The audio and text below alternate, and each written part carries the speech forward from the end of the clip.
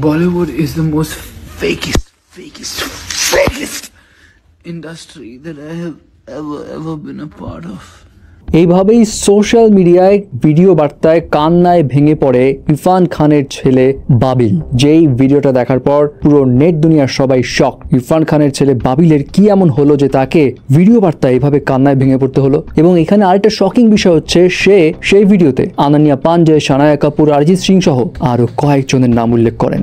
There are people like Sanaya Kapoor and Ananya Pandey and Arjun Kapoor and Siddhant Chaturvedi and Raghav Juhyal and Adarsh Koyar and Arjit Singh and so many. এখন প্রশ্ন সবার একটাই, বাবিল খানের আসলে কি হয়েছে? বলিউড কি তাকে একসেপ্ট করছে না, নাকি অভিজাত স্টার কিডদের দলবাজির কারণে সে সামহাও ইফেক্টেড হচ্ছে? এটা সবাই জানে যে ইরফান খানের ছেলে বাবিল কতটা হাম্বল।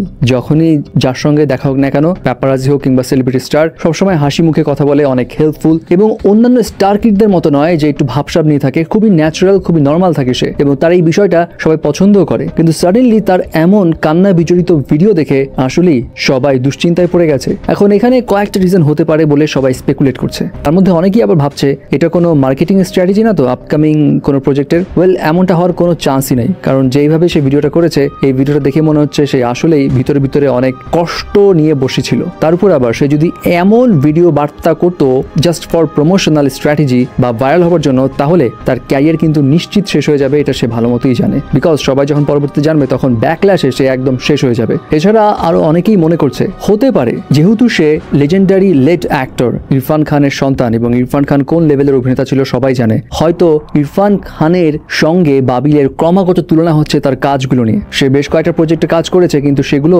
সমালোচকদের ভালো লাগলেও কমার্শিয়ালি খুব বেশি এখনো সাকসেসফুল হতে পারেনি। আর বলিউডের সাকসেস ডিপেন্ড করেই হচ্ছে কে কতটা কমার্শিয়ালি সাকসেসফুল। যেহেতু সে এখনো মূলধারার স্টার হতে পারেনি, হয়তো সেই বিষয়টাই তার ভিতরে ঠুকরে কাঁদছে। আবার এমনও হতে পারে তাকে হয়তো মূলধারার স্টার হতে দিচ্ছে না বলিউডের কোনো কোরাম বা কোনো দল। এটাও সবাই জানে যে বলিউডে একচ্ছত্র একটা দল চলে, একটা নির্দিষ্ট কোরাম চলে, যে কোরামের ভিতরে যারা থাকে তারাই ক্রমাগত কাজ পেতেই থাকে। এমন অভিযোগ বলিউডের অনেক স্টাররাই দিয়েছে, স্পেশালি কারণ জোহর এবং তার ধামা প্রোডাকশনের বিরুদ্ধে এমন অভিযোগ আসে। এবং বাবিল এই ভিডিওতে আনান্যা, সানায়া, অরিজিৎ সিং আরো যার নাম নিয়েছে, তারা সবাই কিন্তু এই ধামা প্রোডাকশনের সঙ্গে সামহাও কানেক্টেড। তবে কি এই মানুষগুলো বাবিলকে কোনো না কোনোভাবে হার্ট করেছে, অবহেলা করেছে, যার কারণে বাবিল এভাবে কান্নায় ভেঙে পড়েছে? এমন কিছু স্পষ্টভাবে বাবিল না বললেও অনেকেই কিন্তু এমন ধারণাটাই পোষণ করছে। অ্যাট দ্য সেম টাইম অনেক এটাও মনে করছে হয়তো বাবিল মানসিকভাবে অনেক বিপর্যস্ত কোনো পরিস্থিতিতে রয়েছে, কারণ এর আগেও বিভিন্ন সময় বাবিলকে বলতে শোনা গেছে সে খুব চায় সবকিছু ছেড়ে ছুড়ে দিয়ে